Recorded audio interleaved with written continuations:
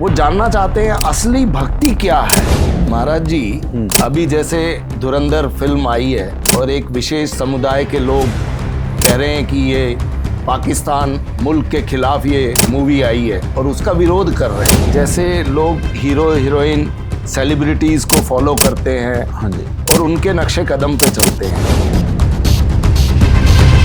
नमस्कार, प्रणाम। मैं आपका दोस्त खेमचंद चौधरी दिव्य संवाद से।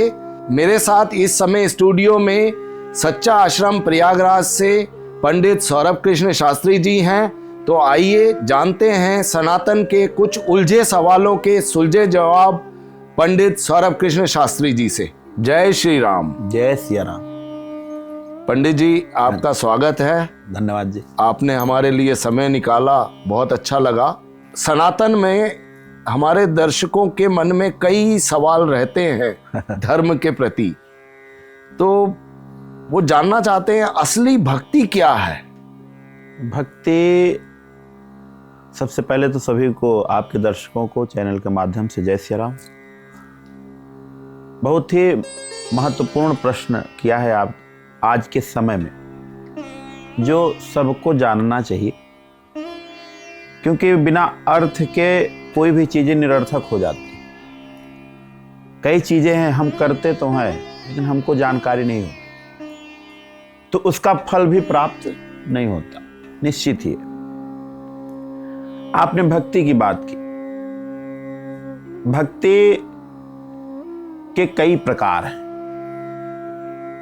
भागवत में भी नवधा भक्ति बताई गई है। श्रवणम कीर्तनम लक्ष्य स्मरणम पाद सेवनम।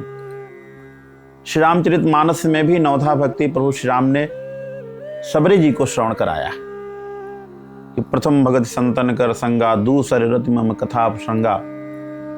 तो इस प्रकार से 9 प्रकार बताए गए भक्ति के। और भी सरल करो, भक्ति के 2 भाव, एक निष्काम भाव और एक सकाम भाव। अब आप कहेंगे ये क्या है? तो निष्काम भाव वह है जो किसी भी बिना कामना की जाए। हमको कुछ नहीं चाहिए, बस हम भक्ति कर रहे हैं, प्रभु की आराधना कर रहे हैं, उनके चिंतन में हैं, उनकी सेवा कर रहे हैं, उनके लिए पुष्प चुन रहे हैं। भक्ति तो वह है जो हम कर रहे हैं, उसी के लिए कर रहे हैं। हम भोजन भी खा रहे हैं तो उसी के लिए खा रहे हैं, चल रहे हैं तो उसी के लिए चल रहे हैं। वही भक्ति है, वो निष्काम। और एक है सकाम भक्ति, जिसमें हमारी इच्छाएं हैं, हमारी कामनाएं हैं कि प्रभु मैं आपकी भक्ति कर रहा हूं तो मेरी ये इच्छा पूरी हो जाए। मेरे पुत्र नहीं है तो मुझे पुत्री रत्न की प्राप्ति हो जाए, मेरा बिजनेस आगे बढ़े, आदि आदि जो भी कामनाएं हैं उसकी पूर्ति के लिए हम सकाम भक्ति करते हैं। पर आजकल जितना भी जैसे देखा गया है, युवा पीढ़ी भटकती जा रही है। हाँ, फिर भी कई युवा इस मार्ग पे निष्काम चल रहे हैं। पर जितने भी लोग भटके हुए हैं, अगर उनको कहते हैं कि तुम्हारा काम नहीं हो रहा, कोई चीज़ें उलझी हुई हैं, तुम्हें ये प्राप्त नहीं हो रहा, नौकरी में तरक्की नहीं मिल रही, तो अगर उसके लिए जब बात होती है और उनको कहते हैं कि तुम्हें सूर्य देव को जल चढ़ाना चाहिए, तो ये तो, या शनिदेव के मंदिर में जाके तेल चढ़ाना चाहिए, या अगर आपका विवाह नहीं हो रहा, सोमवार का व्रत रखना चाहिए, बिल्कुल, और शिव जी पे जल चढ़ाना चाहिए। इस टाइप की चीज़ें के लिए आपको मंदिर जाना चाहिए। तो इसका ये मतलब हो गया कि भक्ति जो है सिर्फ कामना पूर्ति के लिए ही रह गई है ना। क्या है ना कि किसी भी चीज को करने के लिए हमको शुरुआत से यानी एकदम नीचे जाना पड़ेगा। आज हम आप यहाँ बैठे हैं, बात कर रहे हैं, कोई IAS अधिकारी बना, कोई PCS अधिकारी बना, या हम जैसे आचार्य बने, शास्त्री बने, आप बिजनेसमैन बने, तो कहीं न कहीं जब पहले हम पढ़ने गए होंगे क्लास में, तो हमको जो हमारे शिक्षक रहे होंगे, मास्टर साहब रहे होंगे, उन्होंने क्या पढ़ाया था? क माने कबूतर। बिल्कुल। आज कोई कहीं भी है, लेकिन जब पहली कक्षा में गया होगा तो उसको सबसे पहले यही ज्ञान दिया गया होगा कि क माने कबूतर या ए माने एप्पल, यही बताया, मतलब अनार। तो ये प्रारंभिक शिक्षा है। जो युवा आप कह रहे हैं कि युवा इधर उधर भटक गया, उसको भक्ति में लाने के लिए हमको उसको प्रलोभन देना पड़ता है। ये उसके अंदर इच्छाएं जगेंगी तभी वह भक्ति करेगा। तो इस प्रकार से, और जो आप बता रहे हैं कि जल चढ़ाने से ये होगा, ये भक्ति के कोई प्रकार में नहीं है, ये उपाय में है। जैसे हमारा यह सिद्ध नहीं हो रहा है तो हमारे शास्त्रों में ये सब उपाय बताए गए कि अगर आप ऐसा करेंगे तो आपको यह प्राप्त होगा। तो वह मैं बताया ना, वह सकाम भक्ति में आता है, निष्काम में नहीं, कि हमारी इच्छाएं हैं, कामनाएं हैं, इसलिए हमको भक्ति करनी है, लेकिन हमको ये चाहिए। तो शास्त्रों में, हमारे ज्योतिष शास्त्र में यह उपाय बता दिया है कि भाई आपको अगर ये चाहिए तो ये कर लो, अगर ये चाहिए तो ये कर लो। तो इस प्रकार से वह भी भक्ति के ही रूप है, लेकिन इसको सकाम भक्ति कहेंगे। और नई नई पीढ़ी के लिए, युवा पीढ़ी के जोड़ने के लिए कुछ चीज़ें ऐसी की जाती हैं कि उसको अच्छा लगे और वो फिर आकर्षित हो करके हमसे जुड़े और भक्ति मार्ग को अपनाए।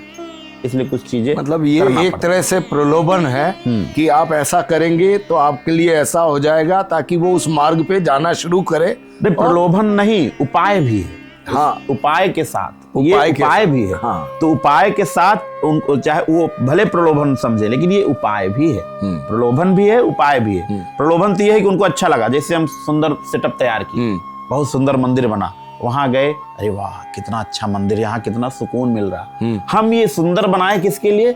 प्रलोभन के लिए। लेकिन उसका मन हुआ कि हम प्रतिदिन आएंगे, इससे क्या हुआ? उसकी भक्ति बढ़ी। तो प्रलोभन ये है बाह्य सुंदरता, और जो आंतरिक के लिए बाह्य को सुंदर बनाना पड़ता है। जैसे आप तो हैं ही, देख रहे हैं कितना अच्छा इंटरव्यू ले रहे हैं, पूरा सेटअप कितना सुंदर बना है कि बाह्य सुंदर रहेगा।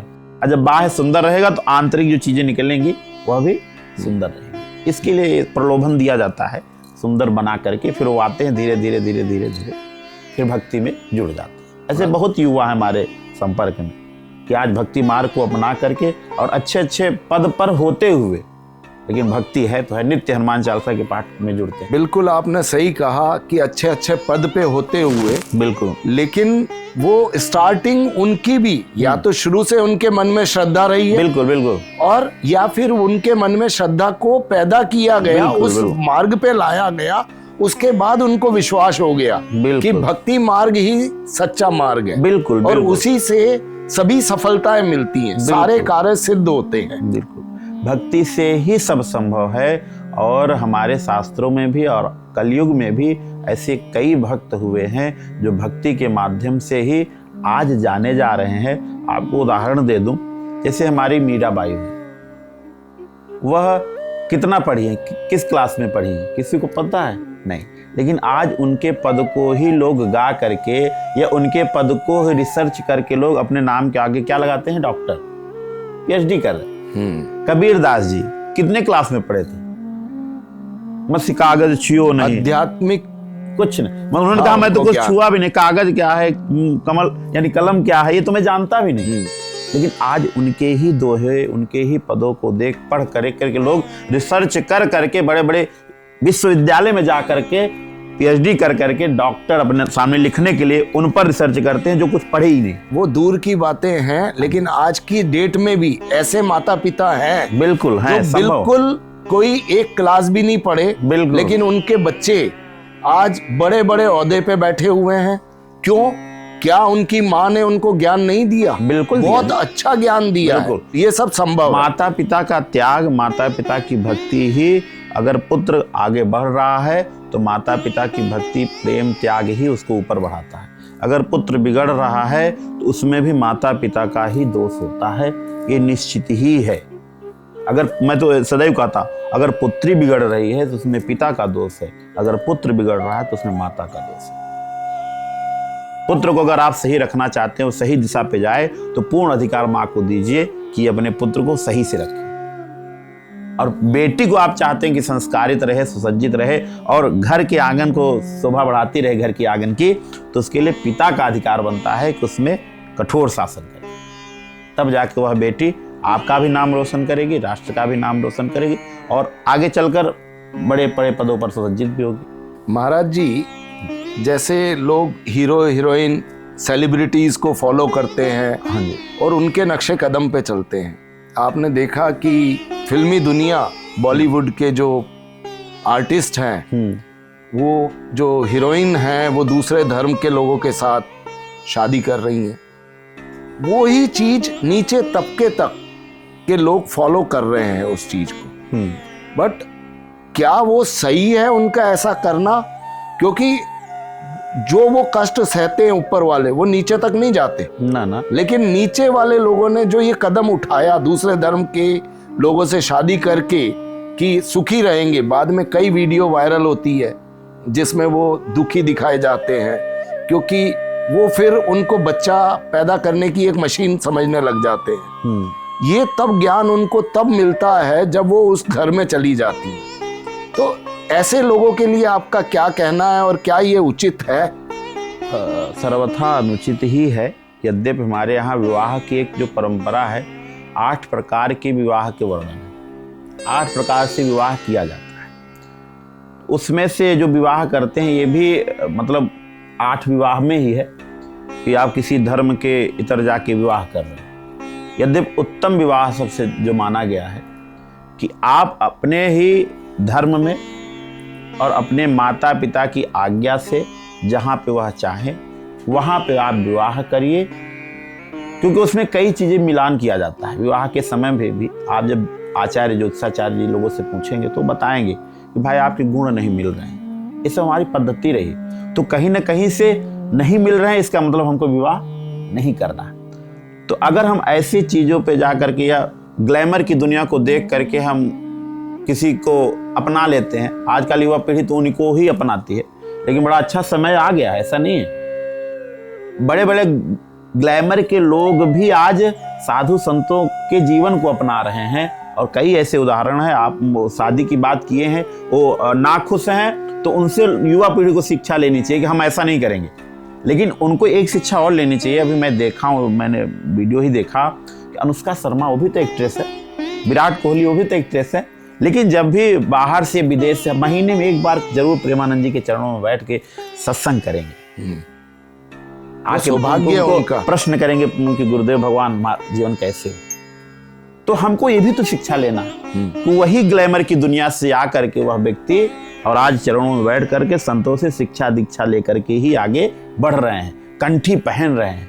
उनको किस चीज की कमी है? लेकिन आपने कहा हमको शिक्षा लेना है, लेकिन वो है ना कि हमेशा लोग बुराई की तरफ ज्यादा ध्यान देते हैं, अच्छाई की तरफ जाने में समय लगता है। बिल्कुल लगता है, खैर तो समय लगता जो है। बुराई जितनी स्पीड से फैलती है उतनी स्पीड से अच्छाई नहीं फैलती। ना युग का प्रभाव ही तो है, युग का प्रभाव भी है, कलयुग, तो वो कहाँ जाएगा। लेकिन कलयुग का बहुत सुंदर है। कलयुग कहता है कि हम भाई देखिए, द्यूतम पानः स्त्रियः सोना, 4 ही जगह कलयुग है।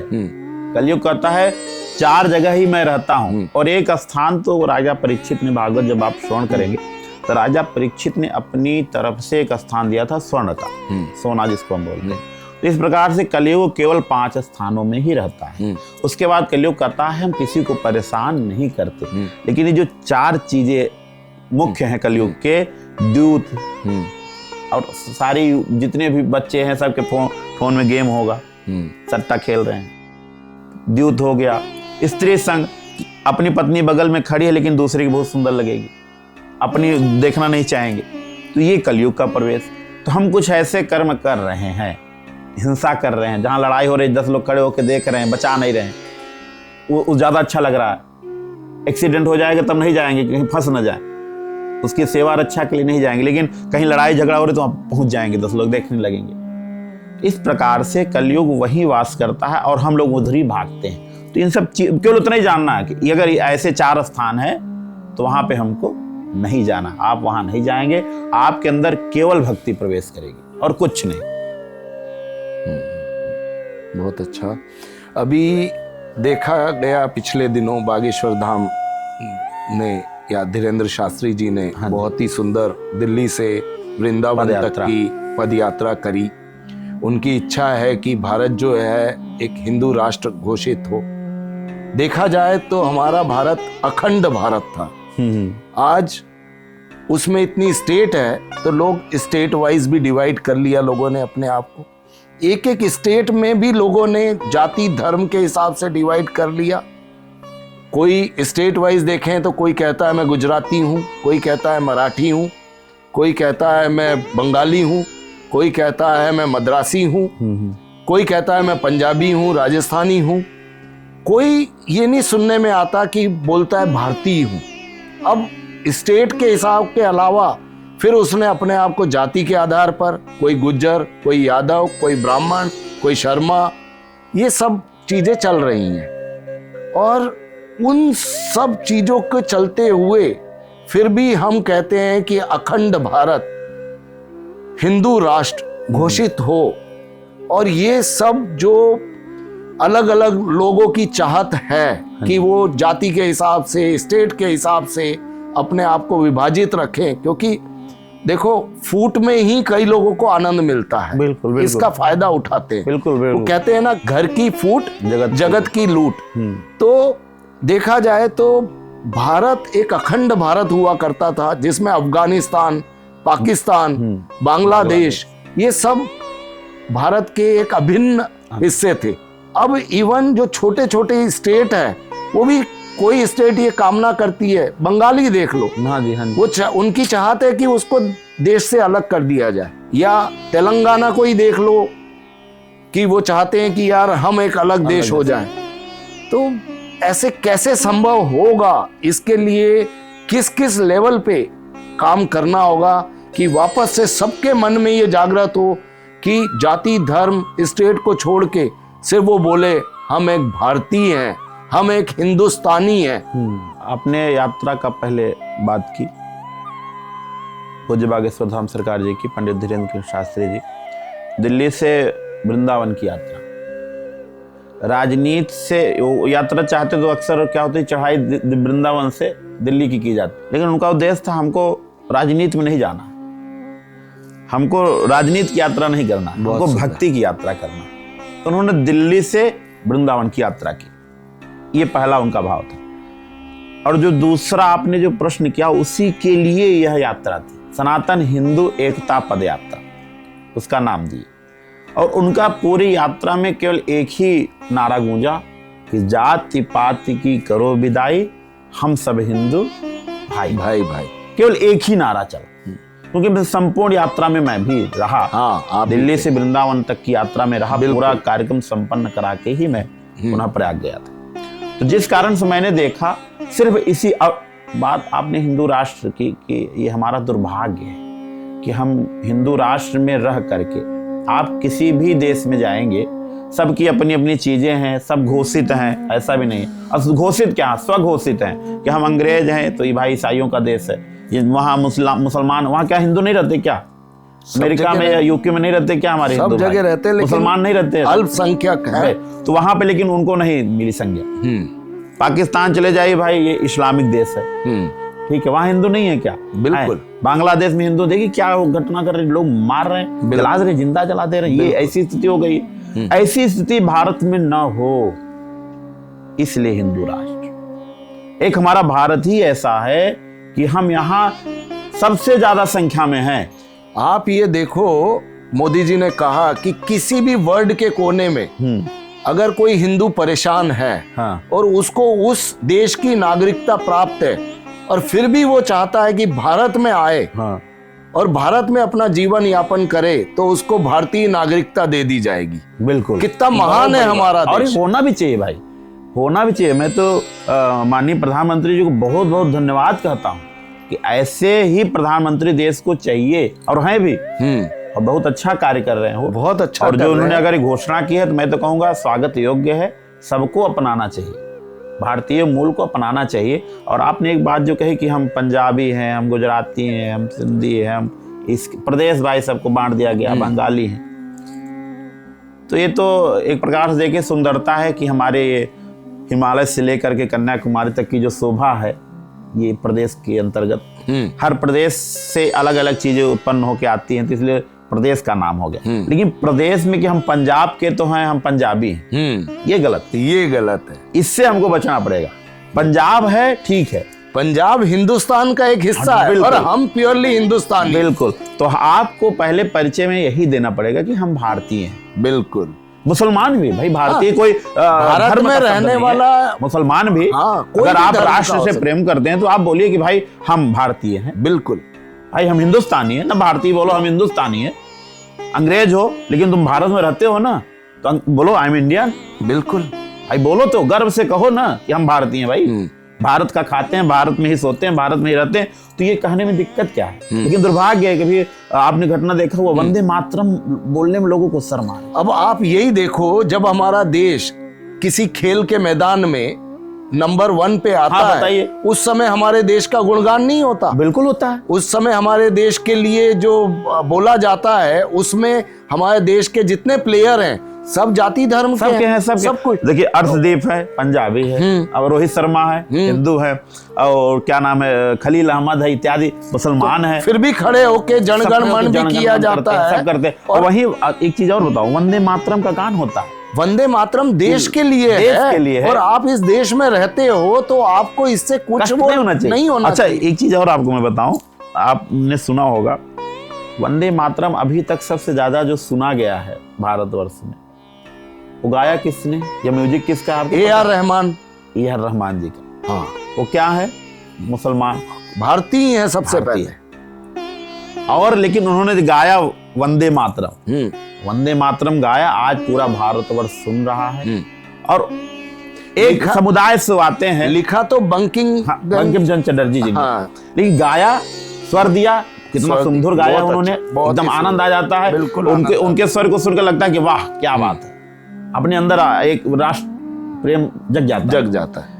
और उन्हीं के समुदाय के लोग, मुसलमान लोग, वंदे मातरम बोलने से शर्म खाते हैं। हाँ, यही मतलब ये अज्ञानता है बेसिकली।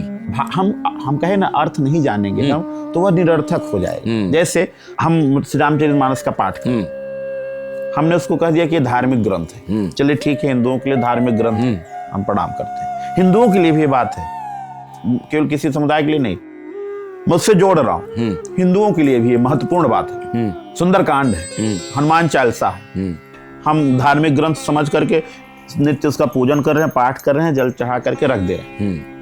उसके बारे में जानते नहीं क्या है, क्यों? क्योंकि हमने उसका कभी अर्थ नहीं जाना। जब अर्थ नहीं जानेंगे तो केवल पूजने योग्य है, जब अर्थ जान जाएंगे तो वह अपने जीवन में उतारने योग्य बन जाएगा, वो सिर्फ समझने योग्य बन जाएगा। बिल्कुल। जब हम उसको समझ लेंगे, जब हम उसको जान जाएंगे, सबसे आजकल मोटिवेशनल के लिए सब लोग भटक रहे हैं कि हमको अच्छा कहीं से कोई मोटिवेशनल स्पीकर मिल जाए।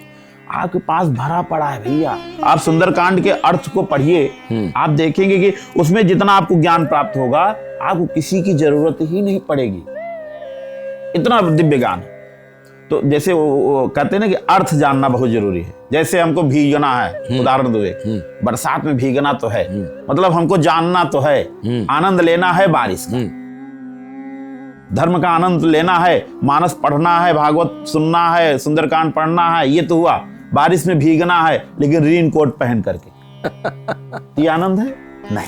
जब तक हम रेन कोट उतारेंगे नहीं, जब तक हम अर्थ जानेंगे नहीं, तब तक हम उसका आनंद नहीं ले सकते। बिल्कुल नहीं। इसलिए पहले, जब तक जानेंगे नहीं तब तक मानेंगे नहीं। सबको जानने की पहले जरूरत है। पहले जानेंगे, उसके बाद मानने में भी लोग समय लगा देते हैं। बिल्कुल अच्छे से मानेंगे। हाँ, पर उस पे चलना भी बहुत कठिन मार्ग है। हाँ, लेकिन जब समझ जाएंगे ना, देखिए जब लोग प्रेम में, आजकल की युवा पीढ़ी प्रेम में परेशान है, नहीं जानता, कुछ नहीं जानता। अच्छा, ये उसको पता है कि आगे चल के हमारा जो है धोखा होना ही है, सबको पता, लेकिन फिर भी प्रेम करता है।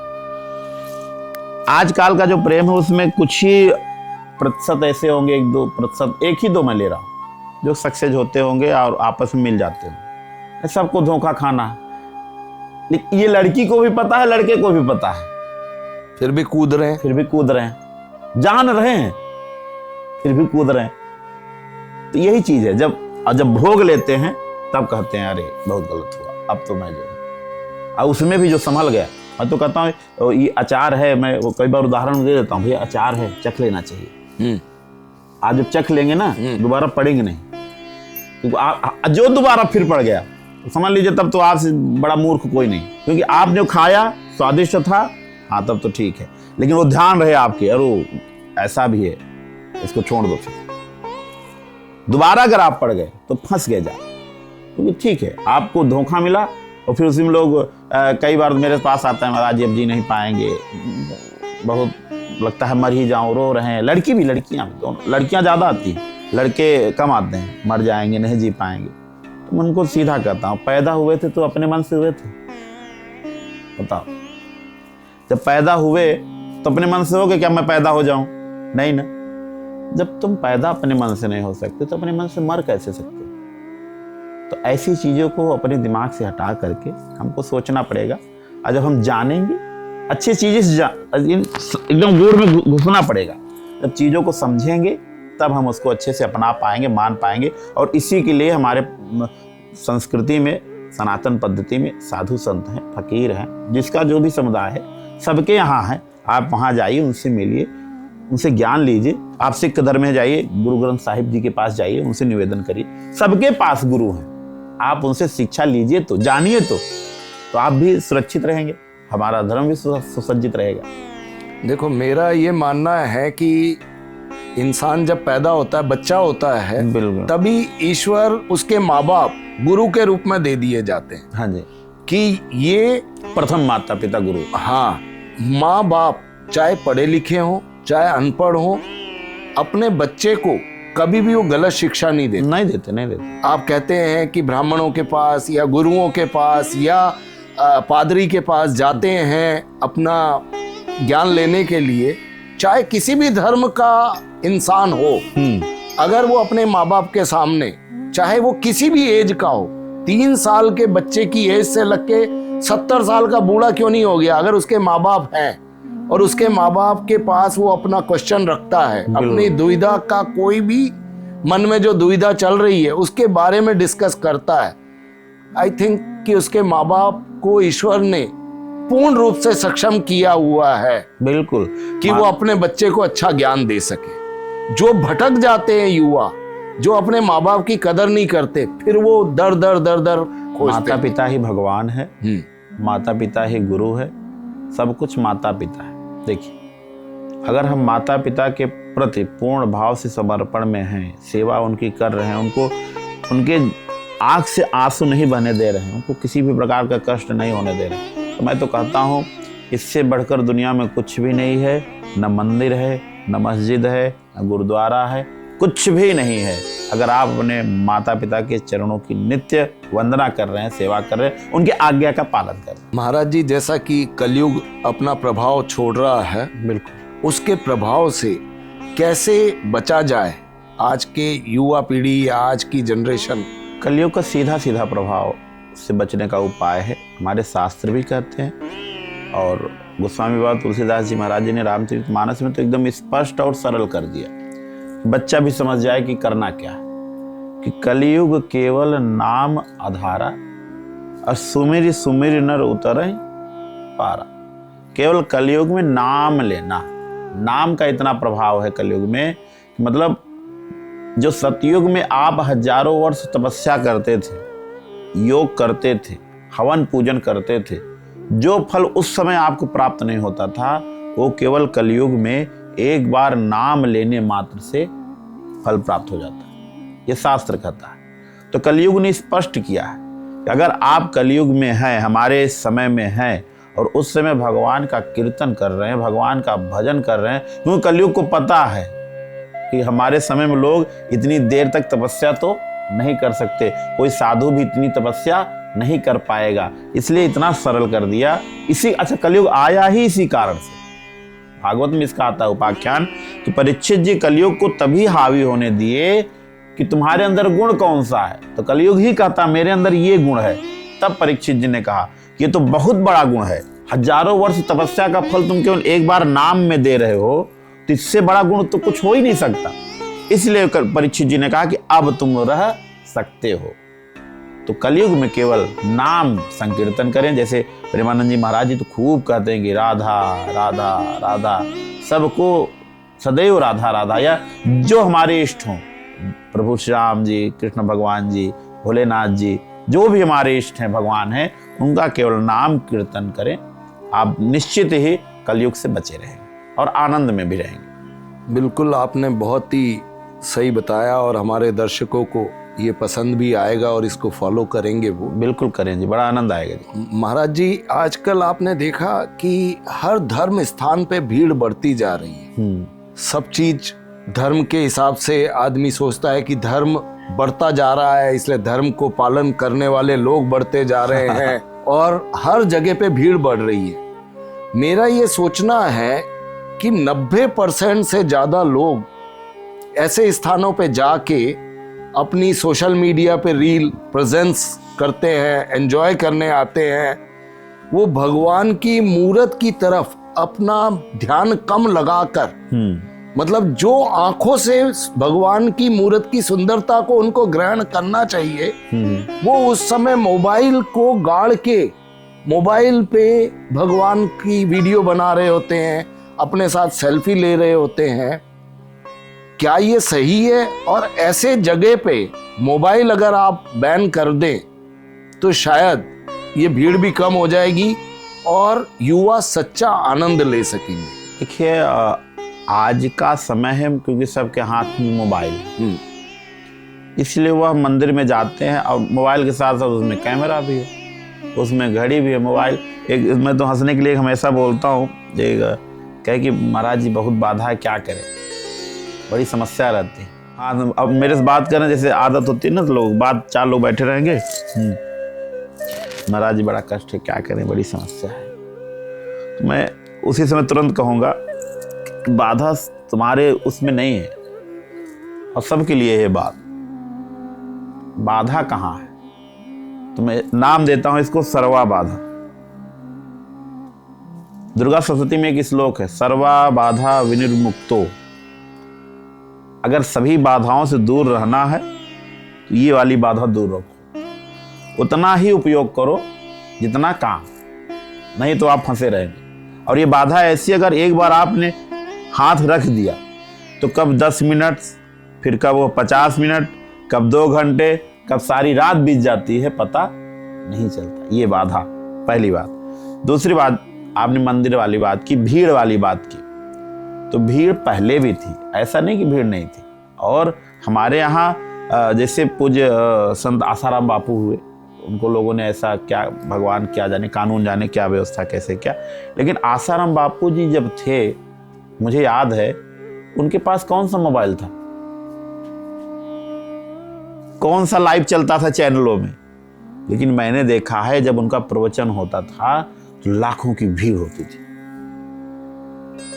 न उस समय सोशल मीडिया था, कुछ नहीं था, भीड़ पहले भी थी, पहले हम भी थे, लेकिन दिख इसलिए अब रहा क्योंकि अब सोशल मीडिया है।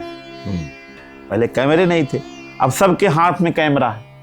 तो भीड़ तो थी, भीड़ को हम नहीं काट सकते, लेकिन दिख इसलिए रही है, अब सब सूचना हमारे पास इसलिए है क्योंकि सबके हाथ में मोबाइल। तो ये सहज सरल है, बहुत सुंदर है। मैं आपकी बात से एग्री कर रहा हूँ, माफी चाहूंगा आपको बीच में काटने के लिए। आपने कहा मोबाइल जो है सर्व बाधा है। हाँ, देखो पहले जब लोग भीड़ थी, हाँ, वो 100% वहां बैठे थे तन से मन से। बिल्कुल। अब जब ये सर्व बाधा है तो 90% लोगों के हाथ में मोबाइल है। मोबाइल है, जब ये मोबाइल को लेके जा रहे हैं तो क्या ये मन से वहां पे है? वही मैं आ रहा था, वही आ रहा था। भीड़ वाली बात ने कहा कि इससे भीड़ बढ़ी, तो भीड़ तो पहले थी, वो मैं बताना चाह रहा था। और इसको मैंने पहले बोला सर्वा बाधा। तो हम कुछ भी करने बैठते हैं, मैं अपनी भी आदत बताऊं, तो दूसरे से क्या कहूं, स्वयं से अच्छा ज्ञान जो प्राप्त होगा किसी से नहीं प्राप्त हो। मैं ही बैठा, चलो जब कर लेता हूँ 5 मिनट, अच्छा 5 मिनट जब करने के लिए बैठा, एक बार ऐसा करता हूँ व्हाट्सएप चेक कर लेता हूँ किसी का इंपॉर्टेंट मैसेज ना आया हो, उसके बाद जब बैठ जाएंगे।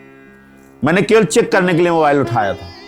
अब उसी में अगर किसी का मैसेज आया ही होगा या मिस कॉल पड़ी रही होगी तो उसको फोन करूंगा। अब मैसेज आया होगा कि भाई से केसी सर से थोड़ा बात कर लीजिए, जरूरी बात है, फिर वहां मैं बात करने लगा, केसी सर से बात किया, उन्होंने कहा 5 मिनट के लिए मेरे पास आ जाइए, मेरा जब कहाँ गया, फंस गया। इसलिए सर्वा बाधा है, आप पहले जब कर लीजिए फिर देख लीजिए, लेकिन हमारा मन वहीं जाता है, तो जब तो नहीं हो पाता है। या आप कहीं जाएंगे तो दिव्य दर्शन भी नहीं हो पाएगा, वो आपको परेशानी होगी। पहले लाइव करके हम क्या करते हैं, दूसरे को दिखा देते हैं। कई बार तो मैं वहां नहीं जाता, मैं देख लेता हूँ, हाँ अरे वाह कितना अच्छा चल रहा है, कोई गया, अरे वाह। तो दूर वाला जितना अच्छा कृपा प्राप्त कर लेगा वो पास जाकर भी नहीं पाएगा। तो मंदिरों में वैन होना चाहिए, और जो बड़े मंदिर हैं वहाँ बैन है भी। मैं जैसे राम मंदिर अयोध्या में मोबाइल अंदर ले जाना वर्जित है। देखो लोग मेरा आपसे खाली मंदिर की बात नहीं है, हाँ। इस मोबाइल ने सब जगह सर्व बाधा उत्पन्न कर दी है। कोई कंपनी के अंदर लोग काम कर रहे हैं, उनकी एफिशिएंसी को कम कर दी है। वो घर भी एक मंदिर है। बिल्कुल बिल्कुल। घर में माताओं ने भोजन बना के रखा हुआ है, उस भोजन का स्वाद लेना चाहिए परिवार वालों को, बिल्कुल सबको साथ में बैठ के भोजन खाना चाहिए। बिल्कुल। लेकिन हाथ एक मोबाइल। हाथ खाने पे होता है, एक हाथ मोबाइल। मन मोबाइल पे देख रहा होता है, वीडियो देख रहा होता है। इससे बचना चाहिए, प्रयास करना चाहिए। मैं सबसे निवेदन ही कर सकता हूँ, यद्यपि आज के समय में बहुत ही, मैं कई बार कह चुका और मेरे जैसे पता नहीं कितने लोगों ने ज्ञान दिया, लेकिन नित्य इतनी यानी बढ़ती जा रही है इसकी कि, और अच्छे अच्छे मोबाइल आ रहे हैं, लोग बटन से टच पर आ गए, मतलब आलसी होते जा रहे हैं। पहले बटन दबाते थे, चलो थोड़ा सा क्यू प्रेशर होता था, वो अभी बंद हो गया, अब टच आ गया। अब तो कह रहे लोग लेंस आ रहा, आंखों से ऐसे होगा, तो धीरे धीरे ये बढ़नी ही है। तो बस मैं तो निवेदन करूँगा, अगर आपको सुरक्षित रहना है और आप चाहते हैं कि आपकी पीढ़ी अच्छी रहे, तो इससे थोड़ा सा बच के रहिए, सावधान रहिए। हाँ, ये एक दूसरे के लिए हालचाल लेने के लिए है, बहुत ज़रूरी मैसेज पास करने के लिए है, उसी के लिए यूज करिए। और कहीं घूमने इधर उधर जा रहे हैं तो 2-4 फोटो वीडियो बना लीजिए, जो इसका सदुपयोग इतना ही समझ में आता है। लेकिन आप दिन भर देख कर, और ज़्यादा कहूँगा भी नहीं, मत देखिए, नहीं हमारा पॉडकास्ट ही कौन देखेगा। नहीं देखो, पॉडकास्ट देखना या ना देखना, हाँ, बात सुविचार पहुंचाने का है लोगों को। बस निवेदन मतलब कम यूज करें। एक बात बताइए, आप घूमने जा रहे हैं पहाड़ों पे, आप वहां की शुद्ध हवा और आप वहां के शुद्ध वातावरण का मजा नहीं ले रहे हैं। आप वहां की वीडियो बना रहे हैं और उन लोगों को वीडियो भेज रहे हैं जिनके अंदर नेगेटिविटी आ रही है और घर के अंदर कलेश आ रहा है कि भैया देखो वो तो जलने के लिए दूसरे तीसरे महीने में कभी पहाड़ों पे होता है, कभी समुद्र के किनारे, और तुम मुझे ले जाते नहीं हो। तो ऐसी चीजें नहीं होनी चाहिए, नहीं होनी चाहिए, बचना चाहिए, इन चीजों से बचना चाहिए। और अच्छा, दूसरे को भी ध्यान रखना चाहिए, भाई उसकी जिंदगी है, जिए, लेकिन हम समझ नहीं पाते। लेकिन देखो, दूसरा ये एक प्रकृति का रूप है कि वो दूसरे की जिंदगी में झांकने के लिए आदत दे रखी है हर बंदे को। बिल्कुल। वो अपनी जिंदगी में कम झांकता है, हम दूसरे की जिंदगी में हम परेशान ही इसीलिए। हाँ जी, हम दूसरे के सुख से परेशान हैं, दुख से नहीं। आप ये देखो महाराज जी, मैं थोड़ा सा अलग डायरेक्शन में जा रही है चीज। हाँ। कि हम स्कूल में जाते थे, स्कूल का समय एक निश्चित था, हाँ। खेल का समय एक निश्चित था, कि इसी समय में हम घर से बाहर जाएंगे और खेलेंगे। बिल्कुल बिल्कुल, है ना। हमारा फ्रेश होने का समय एक निश्चित था, नहाने का समय एक निश्चित था, सोने का समय एक निश्चित था। घर में अपनी बुक्स को हम कब हाथ लगाएंगे, कब उनको पढ़ के सोएंगे और सुबह कब आएंगे, सब निश्चित था। सब है ना। ये तो नहीं है कि आप टहलने जा रहे हैं तो बुक्स उठा के जा रहे हैं। नहीं। आप खाना खा रहे हैं तो बुक्स उठा के खाना खा रहे हैं। ना। नहीं था ना। सुबह आप नहाने जा रहे हैं तो बुक्स उठा के जा रहे हैं, नहाते हुए पढ़ रहे हैं। ना। नहीं था ना। आप एग्जाम देने जा रहे हैं तो गाड़ी में बुक्स पढ़ते हुए जा रहे हैं। नहीं, क्योंकि उनका ध्यान वो फिक्स था। लेकिन आज नहाने से लेकर अपने आप का फ्रेश होने से, नहाना, ब्रेकफास्ट करना, गाड़ी में जाना, इवन जिस काम के लिए आप जा रहे हैं वो काम करते हुए मोबाइल तो हर जगह हो गया, सोते समय भी हो गया। और आप देखो, इंसान पहले कमाता कम था लेकिन फिर भी सुखी था। शरीर, वो जिम भी जाता था, वो अपना वर्जिश भी करता था, बिल्कुल। लेकिन आज ये सब करने के बावजूद शरीर भी खराब हो रहा है और मन भी अशांत है। तो फिर आप क्या बताएंगे इस चीज के लिए? इसके लिए कोई फिक्स टाइम होना चाहिए? बिल्कुल होना चाहिए। एक टाइम निश्चित करें कि भाई हम जब एकदम निवृत्त हो गए अपने दिनचर्या से तो उठे, तब देखें कि हाँ थोड़ा ठीक है, जरूरी मैसेज तो नहीं है। क्योंकि देखिए आज के समय में उपयोग तो है। देखिए स्कूल से भी मैसेज आएगा तो आपके व्हाट्सएप पे ही आएगा कि भाई लिंक आया, आपको कितने बजे जुड़ना है, कॉल, क्योंकि सारी चीज़ें इसी में आ गई। तो एक समय तो आपको निर्धारित करना ही पड़ेगा। तो आप प्रातःकाल अपनी दिनचर्या से उठिए तो देखिए कि हाँ भाई कोई ज़रूरी मैसेज नहीं है, ठीक है, चलिए अपना कार्य करिए, पढ़ाई कर रहे हैं पढ़िए लिखिए, और अपने परिवार के साथ उठिए बैठिए, सब करके आप कहीं जा रहे हैं तो गाड़ी चलाते समय तो बिल्कुल भी फोन का उपयोग न करें। आप गाड़ी चलाइए, आपको बात करना है तो साइड, कुल मिला के अनुशासन में रहकर ही इसका उपयोग करना है। हम ये तो नहीं कर सकते कि आपको इसका उपयोग नहीं करना, क्योंकि हम भी करते हैं, सब करते हैं। अब बिना इसके आज के समय में काम भी नहीं चलने वाला। लेकिन एडिक्शन तो ना, वो नहीं होना। इतना अनुशासन रहे कि मेरे पास ये नहीं है तब भी मैं रह लूंगा। जिस दिन मैं तो कहूंगा एक परीक्षण करिए, आप कम से कम 24 घंटे के लिए हफ्ते में एक दिन मोबाइल को स्विच ऑफ कर दीजिए। एक दिन, जैसे संडे छुट्टी होती है उसी तरह मोबाइल को छुट्टी दीजिए। भाई संडे नहीं दे सकते, भाई संडे आप खाली है मोबाइल चलाएंगे, चलो कोई बात नहीं, आप जो है मंडे को दे दीजिए कि चलो आज बेटा आज तेरी छुट्टी। फिर देखिए कि मंडे कितना बड़ा हो जाएगा, क्योंकि लोगों ने इसको अपना एक व्यक्ति अपने दोस्त से बात नहीं करेंगे चलेगा, लेकिन मोबाइल नहीं छोड़ेंगे। आपकी कंपनी है फटाफट डिजिटल कंपनी, तो आपके यहाँ लोग जो काम करने वाले हैं, भाई 10 बजे जाना है, फिर जैसे 6 बजे निकलना है तो 5:58 हुआ, 2 मिनट कैसे यहाँ बीतते ही भागेंगे। तो जैसे आप अपने ड्यूटी में अनुशासन दिखा रहे हैं कि 10 बजे पहुंचना तो 10 से 10:30 पहुंच जाएंगे और 6 से पहले निकल लेंगे, उसी प्रकार मोबाइल के लिए भी एक समय निर्धारित करिए। तो उसमें आप रहे कि हाँ भाई ये मेरे लिए 10 मिनट है, ये आधा घंटा ही मोबाइल के लिए, तो उस समय सबको पता भी रहेगा कि इस समय इसको परेशान नहीं करना है। तो अच्छा है, मना तो नहीं कर सकता।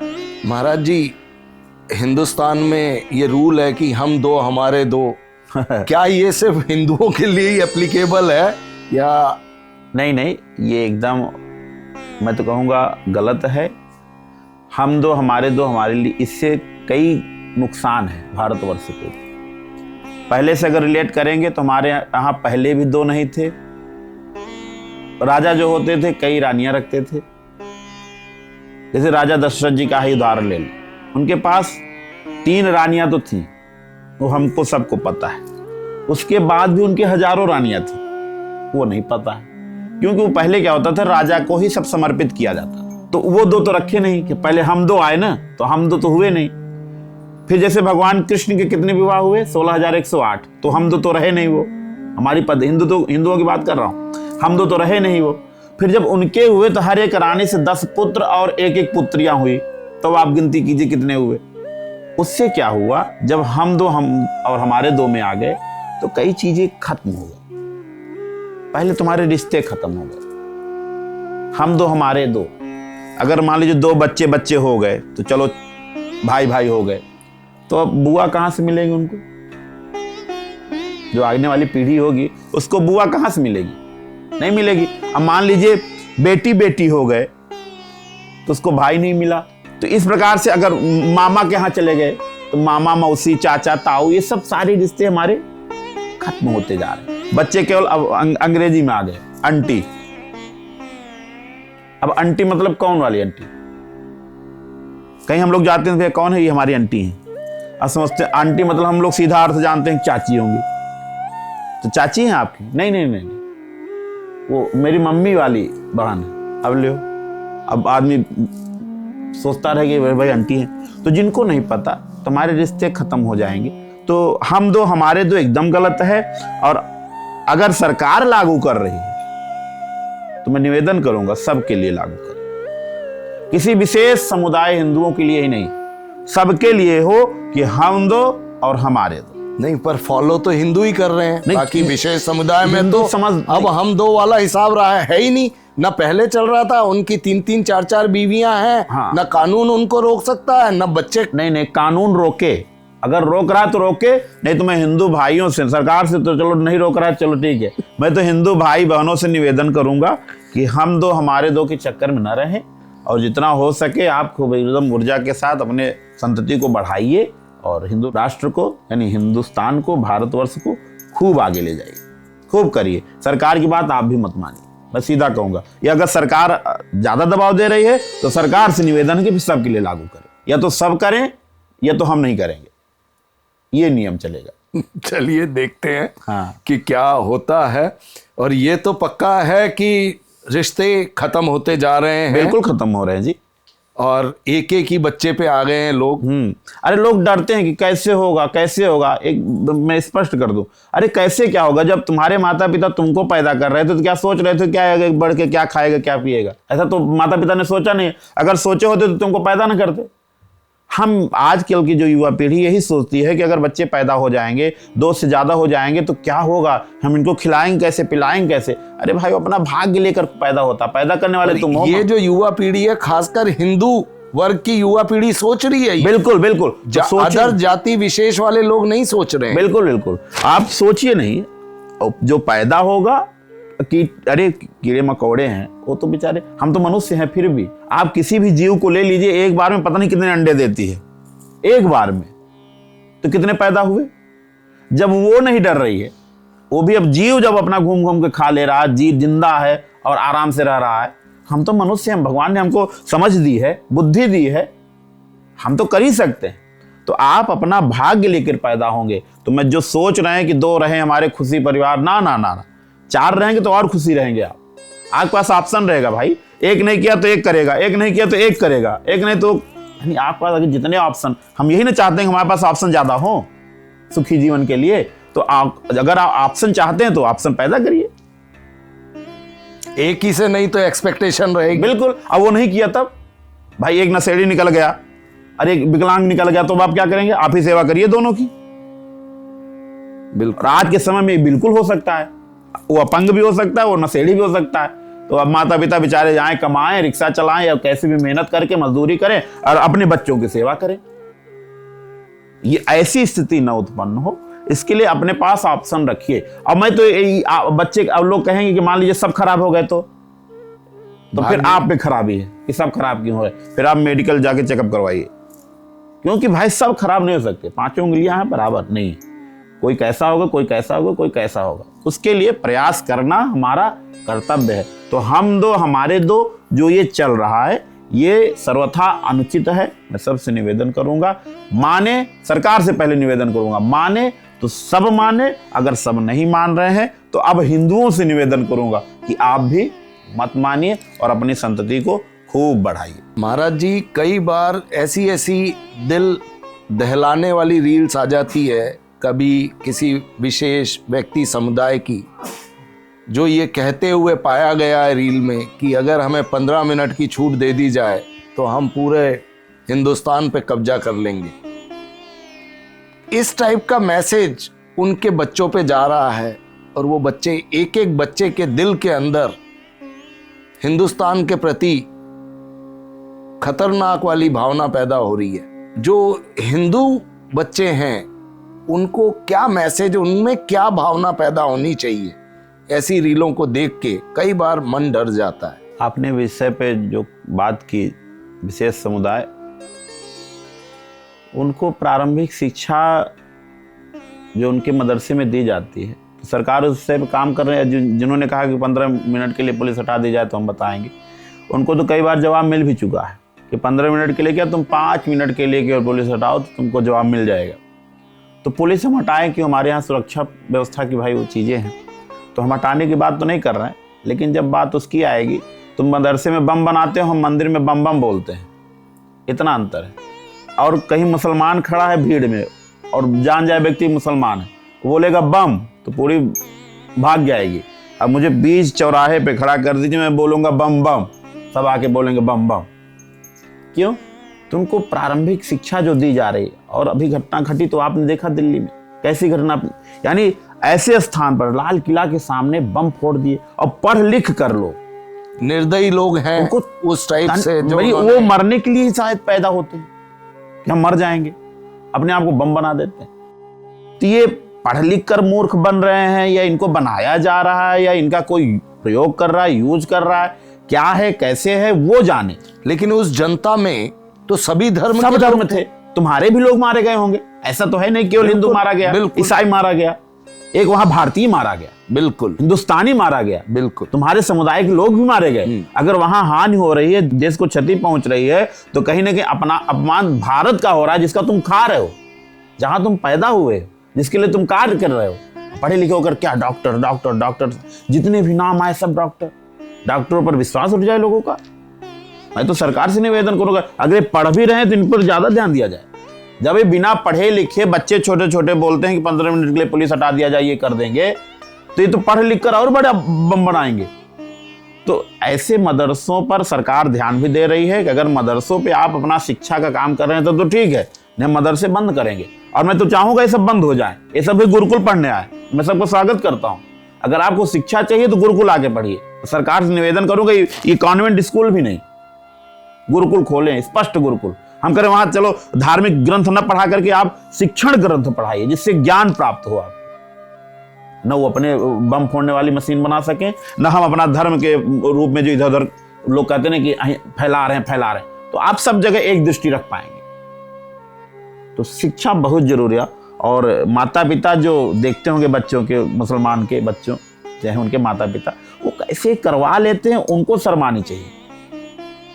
कैसे संतान तुम पैदा किए हो, ऐसे संतति को देख करके तुमको तो मर जाना चाहिए कि तुम्हारा बच्चा पैदा होकर पढ़ लिख करके राष्ट्र के लिए ऐसा सोच रहा है, अपने धर्म को तुम बदनाम कर रहे हो। तो ऐसी चीजों से तुम स्वयं बचो, और नहीं बच रहे हो तो तुम्हारे माता पिता, मैं तो कहूँगा सारा दोस्त, पहले ही बताया ना कि माता पिता भगवान होते हैं। तो तुम माता पिता हो कि शत्रु हो कि राक्षस हो, क्या हो अब तुम जानो, लेकिन बचो। देखो, इन सब चीजों का जो फायदा है वो पड़ोसी मुल्क पूरा लेता है, पूरा उसे लेता। पता है कि परिवार में कौन सा सदस्य वीक है और उसको अपनी ओर आकर्षित करता है। चंद पैसों की वजह से हम बिक जाते हैं, हम भूल जाते हैं कि हम भारत में रहते हैं। भाई खाते इसका है, सोते यहाँ। हम हिंदू भूल जाओ, सब भारतीय हैं, सब हिंदुस्तानी हैं। नहीं, आज हमारी सेना में भी सब जाति सारे जाति के हैं, और सब देखिए राष्ट्र के लिए मर जा रहे हैं, बेचारे राष्ट्र के लिए समर्पित हैं, मारेंगे भी मरेंगे भी। वो अगर वही बॉर्डर पे हो वो व्यक्ति सोच ले कि नहीं हम तो ऐसा नहीं करेंगे, हम मुसलमान हैं, तो क्या हम चैन की नींद सो पाएंगे? बिल्कुल नहीं। तो हमारे यहाँ मुसलमान, एपीजे अब्दुल कलाम को कौन हिंदू ऐसा होगा, हिंदू बच्चा या बुजुर्ग कौन ऐसा होगा जो एपीजे अब्दुल कलाम को नहीं मानता होगा या उनकी प्रशंसा नहीं करता होगा? पर मेरा ये मानना है कि कुछ चंद लोगों की वजह से ही ये पूरा जाति विशेष के लोगों का समुदाय बदनाम हो रहा है। बिल्कुल। तो मैं ऐसे मुसलमान भाइयों से निवेदन करूंगा कि जो ऐसे चंद मुसलमान हैं उनको समझो, उनको पकड़ो और उनको स्वयं कूटो। दूसरा कूटने जाओ उससे पहले तुम ही कूटो और उसको समझाओ कि इस्लाम क्या है, इस्लाम में है क्या, इस्लाम में लिखा क्या है, हमारा धर्म क्या कहता है। उसको समझाओ कि तुम ऐसा अगर करोगे तो तुमको बहिष्कार कर दिया जाएगा, तो हमारे धर्म की बदनामी करते हो। तो मैं तुम इस्लाम वाले भाइयों से कहूंगा, मुसलमान भाइयों से, कि इसको जरूर अपनाएं। महाराज जी, अभी जैसे धुरंधर फिल्म आई है और एक विशेष समुदाय के लोग कह रहे हैं कि ये पाकिस्तान मुल्क के खिलाफ ये मूवी आई है और उसका विरोध कर रहे हैं। और अगर आप ये देखेंगे कि जब पहलगाम अटैक हुआ और जब ये बोला गया कि जितने भी पाकिस्तानी नागरिक हैं हिंदुस्तान में वो वापस अपने देश चले जाएं, तो पाकिस्तान भी उन्हें वापस लेने में बहुत डिले कर रहा था। अच्छा। और उसकी वजह से बॉर्डर पे इतना भीड़ लग गया, लोग रो रहे हैं कि मैं अपने पति को छोड़ के हिंदुस्तान में अपने रिश्तेदारों को मिलने आई हूं और आज मेरे से डॉक्यूमेंट मांगे जा रहे हैं, प्रूफ मांगा जा रहा है, तब मुझे वापस पाकिस्तान के अंदर एंट्री दी जा रही है। जब वो लोग पाकिस्तान के रहने वाले लोगों को पाकिस्तान में एंट्री देने में उनको इतनी बाधाएं आ रही थी, तो जो ये विशेष समुदाय के लोग आज पाकिस्तान की तारीफ कर रहे हैं और कह रहे हैं कि ये मूवी जो बनी है वो पड़ोसी मुल्क के खिलाफ बनी है, तो क्या वो बिना वीजा के पाकिस्तान में एंट्री हो जाएगी उनकी? तो इतनी तरफदारी किस लिए हो रही है? नहीं, तो जो मूवी बनी है वो पाकिस्तान पे बनी है, हिंदुस्तान पे बनी है। देखो, हमारे देश में जो भी चीज बनती है वो हमारे देश का उत्साह बढ़ाने, हमारे देश के नागरिकों का उत्साह बढ़ाने के लिए होता है। लेकिन कुछ विशेष समुदाय के लोग उसे अपने देश का उत्साह ना मान के, एक मैं आपको टोक दूं, हम उनको विशेष क्यों बोल रहे हैं? हम स्पष्ट क्यों नहीं बोल रहे हैं कि मुस्लिम बोल सकते हैं हम, विशेष क्यों बोले? वो विशेष कहाँ से हैं? बिल्कुल, उनका काम तो कोई विशेष है नहीं। बिल्कुल, जब काम विशेष नहीं तो हम विशेष समुदाय क्यों बोले? बिल्कुल, ऐसा संबोधन देना मेरे हिसाब से गलत होगा। ठीक, मैं तो स्पष्ट देखिए बोल रहा हूँ, मुसलमान ठीक है, इस्लाम बोलिए। जो मुस्लिम समाज के लोग हैं, हाँ, उनको ऐसा लग रहा है कि भैया ये जो मूवी बनी है भारतीय मुस्लिम, दूसरों को लगे उससे फर्क नहीं पड़ता। भारतीय मुस्लिम को लग रहा है कि जो ये मूवी बनी है ये पड़ोसी मुल्क के खिलाफ बनी है। भारतीय मुसलमान ही नहीं, कुछ राजनीतिक दल भी इस अच्छा, चीज का विरोध कर रहे हैं। ओ अब बताइए, खाते यहाँ का है, रहते यहाँ हैं और तारीफ करते हैं पड़ोसी मुल्क की। तो इस पे आप कुछ बोलेंगे? बोलना क्या, पहले स्पष्ट है भाई, अगर उनको वहां अच्छा लग रहा है तो पहले तो वहीं के लोग देख लें। जैसे आपने पहलगांव की जैसे अभी घटना को बताया कि वहीं के जो मुसलमान हैं, जब वो अपनों को नहीं ले पा रहे हैं तो तुमको कैसे स्वीकार करेंगे। हम कह रहे तुम उनके लिए गर्दन भी कटा दोगे, जो भारतीय मुसलमान हैं या नेता हैं। अगर तुम पड़ोसी मुल्क के लिए, पाकिस्तान के लिए अपनी गर्दन भी कटवा दोगे, क्या तुमको वो स्वीकार करेंगे? कभी नहीं करेंगे। जब वो अपने को नहीं स्वीकार करें, तुमको कैसे स्वीकार करेंगे? तो तुम उनके लिए लड़ रहे हो, उनका पक्षपात कर रहे हो। तो मेरा तो एक केवल निवेदन है, अगर आपको इतना ही अच्छा लगता है तो आप जाके वहां राजनीति करिए, जो भी राजनेता है। और जो मुसलमान है कि आपको लगता नहीं पाकिस्तान बहुत अच्छा देश है, वहां जाना चाहिए मुझे, बांग्लादेश बहुत अच्छा देश है, जाओ तुम भी मुंडी कटवा के आओ, बहुत अच्छा लग रहा है तो जाओ भाई, वहां रह के आओ, समय बिता कर आओ। जब अच्छा लगेगा तब समझ में आएगा कि भारत अच्छा था कि पाकिस्तान अच्छा था, तो विरोध नहीं करोगे।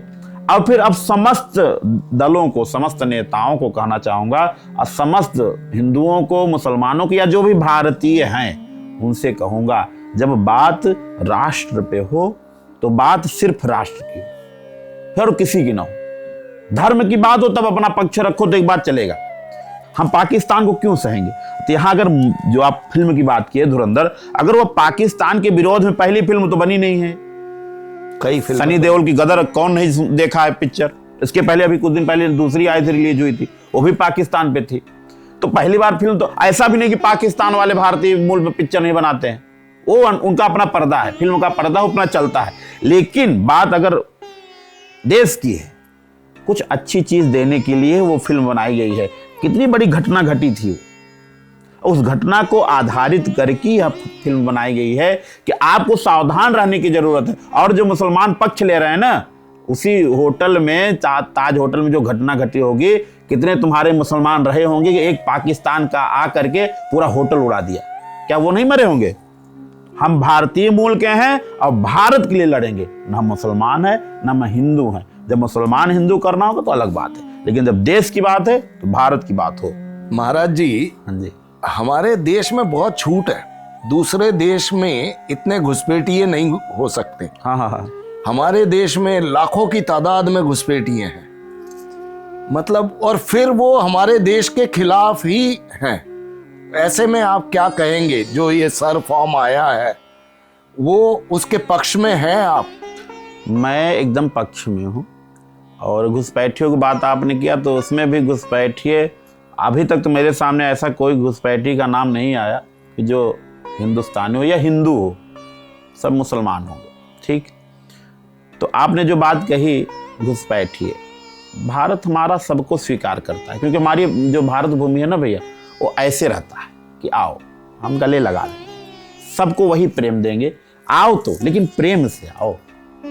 हमारे पास प्रेम का मार्ग है, प्रेम का रास्ता है, उससे आओ, हमसे प्रेम से मिलो, प्रेम से रहो, जहां रह रहे हो उसको प्रेम से स्वीकार करो, और जैसे सब रह रहे हैं उनमें मिल कर रहो।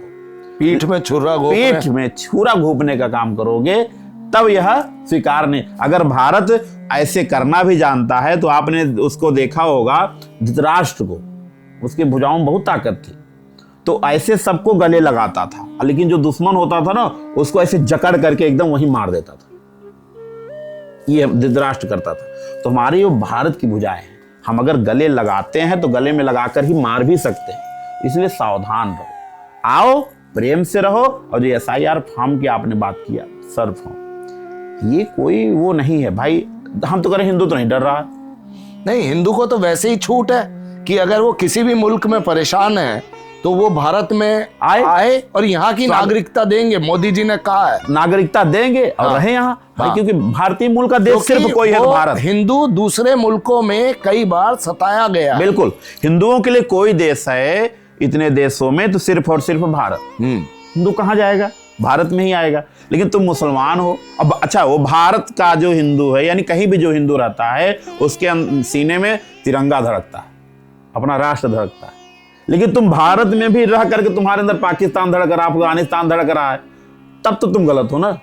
ये कहने का मतलब आओ, रहो, प्रेम से रहो। जो फॉर्म भरा जा रहा है इसीलिए भरा जा रहा है कि तुम अपने हो कि अपने होने का ढोंग कर रहे हो, नाटक कर रहे हो। यही है। इसको भाई इसको स्वीकृति करवाओ। और जो डर रहे हैं ना, जो विरोध कर रहे हैं, क्योंकि वही गलत हैं, वो कहीं ना कहीं तो घुस के आए हैं, वो घुसे हैं, उनके माता पिता घुसे होंगे।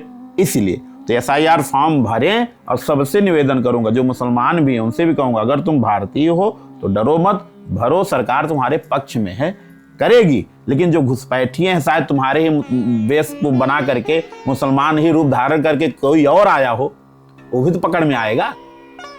तो उस जब पकड़ जाएगा, तुम्हारे धर्म को बदनाम होने से बचाएगा और तुम अच्छे से देश में रह सकोगे, इज्जत के साथ रह सकोगे, प्रेम के साथ रह सकोगे। तो SIR फॉर्म में सबको सपोर्ट करना चाहिए। महाराज जी, ये पाया गया जैसे चाइना समृद्ध है, US समृद्ध देश है, वो चाहें तो भारत को कभी भी उंगली दिखाते हैं। और भारत की जनता जो है वो मोदी जी से आंसर मांगती है। ऐसा भारत की जनता को क्या करना चाहिए कि इन सब देशों को अपने आप जवाब मिल जाए, वो घुटने पे आ जाए? आपने समर्थ शब्द कहा तो पहले तो एक बात बोलूं, बाबा गोस्वामी तुलसीदास जी ने लिखा है, समर्थ को नहीं दोष गोसाएं। जो समर्थवान है उसको दोष लगता नहीं, वो कुछ भी करे, बड़ा है भाई, उसके पास सब कुछ बल है तो कुछ भी कर सकता है। लेकिन एक लाइन में जोड़ूंगा, वर्तमान परिप्रेक्ष्य में चाहे चीन हो या जो भी, अमेरिका हो, कोई भी जो अपने आप को लगाते हैं, तो समर्थ तो है, ठीक है, तो मैं दोष की जगह होश जोड़ता हूं। समर्थ को नहीं होश गोसाएं। जो समर्थवान हो गया है ना, वो अपना होश खो बैठा है। बिल्कुल। कि हमको करना क्या है, तो हमको तो पहले ये समझना पड़ेगा कि हम होश में रहें। नहीं, हमारा भारत किसी से कम नहीं है। अब बात आपने कहा कि मोदी जी ही सब करेंगे, नहीं, मोदी जी नहीं करेंगे। हमारे यहाँ का हर एक नागरिक भारत है। उसके अंदर जितने नागरिक हैं 140 करोड़ भारत हैं, भारतीय हैं, 140 करोड़ भारत हैं। ये किसी से कम नहीं है। कुछ भी भारत अगर इधर उधर हो गए तो पता नहीं कि जितने आपको समर्थ लगा रहे हैं ना, ये सब अपने में आ जाएंगे। तो वो अपने होश को गंवाए ना, होश में रहें। हमारा भारत सहिष्णु है, सबसे प्रेम करता है। बात आपने कहा मोदी जी सब करेंगे, तो सब मोदी जी नहीं करेंगे, कुछ हमको भी करना है।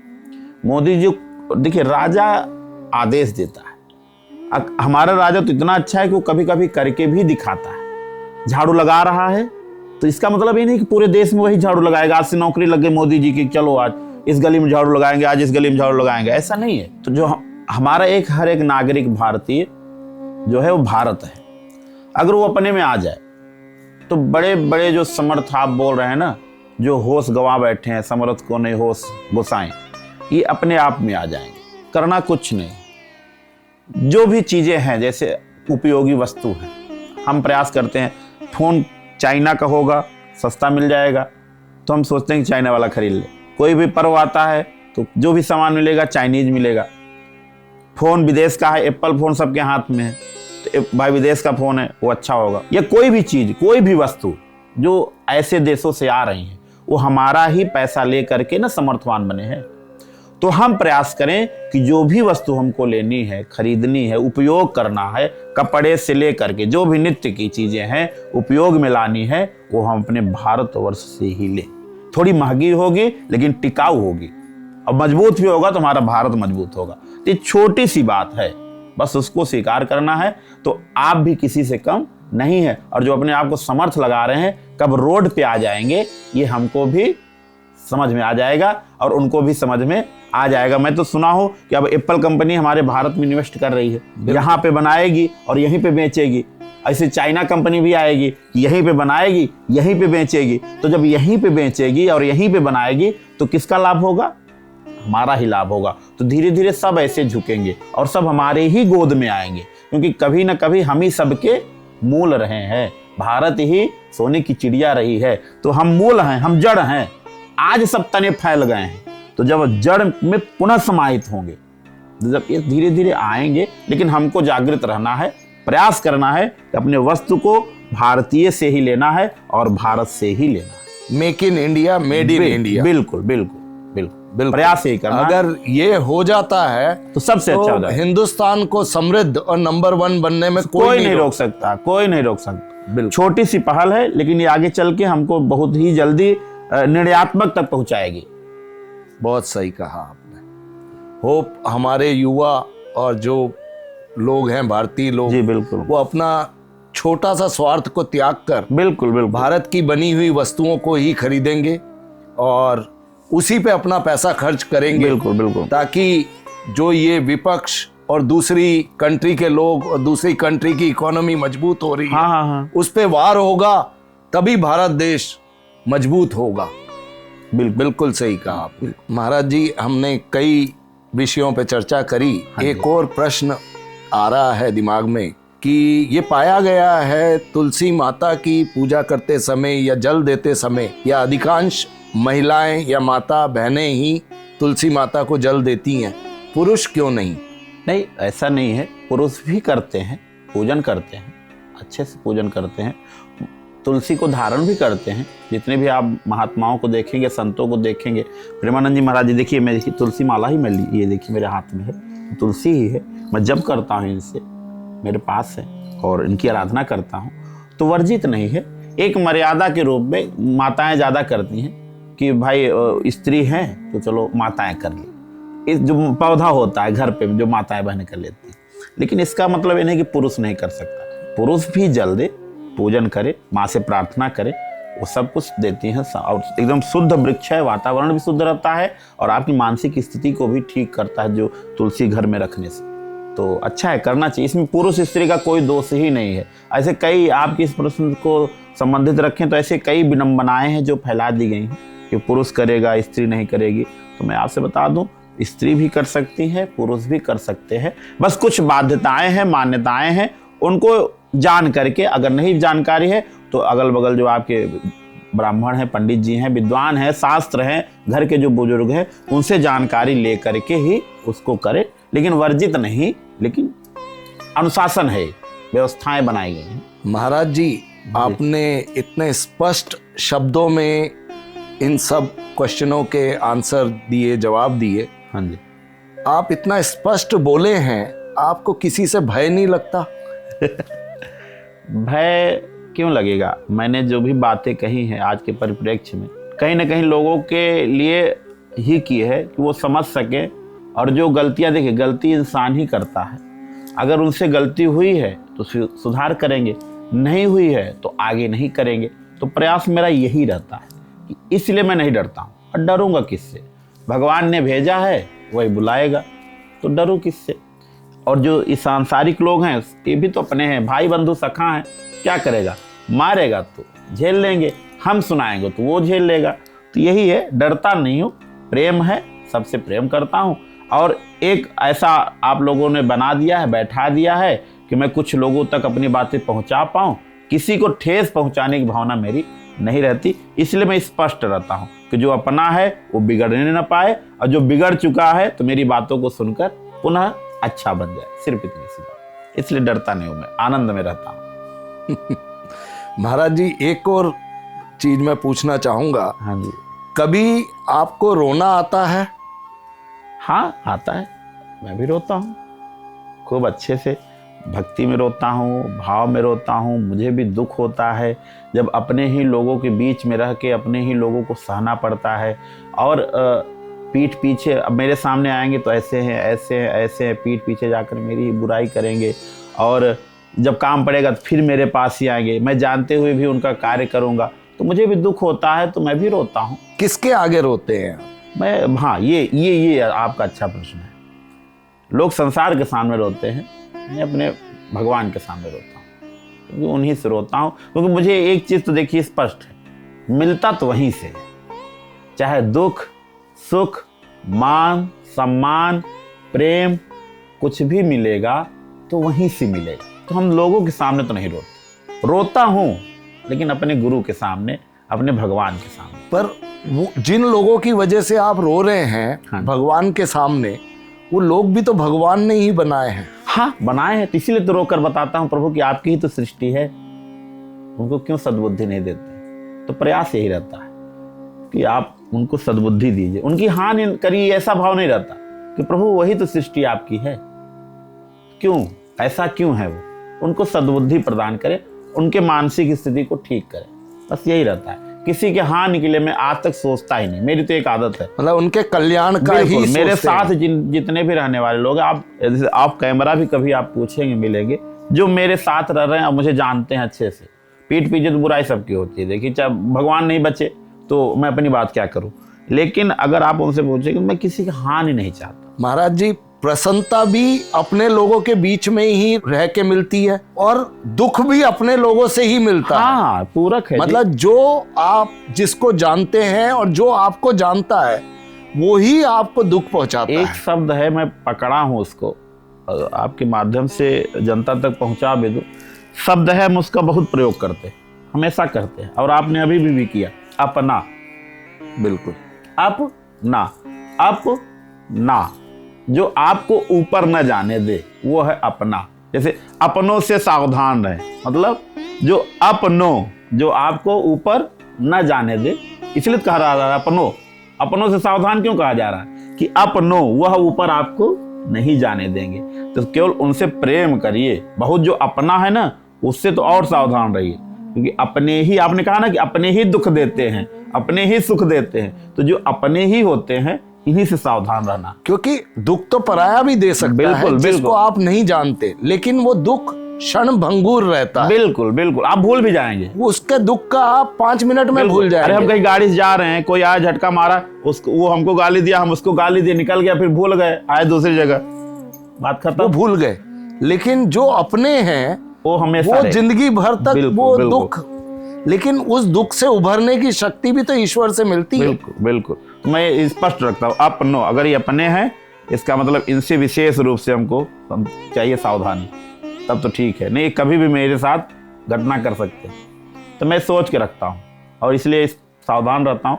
फिर भी घटनाएं घटी जाती, लेकिन ठीक है, सावधानी जरूरी है, सावधानी हटी दुर्घटना घटी। तो एक लाइन और जोड़ता हूँ, पूरी सब्जी बटी।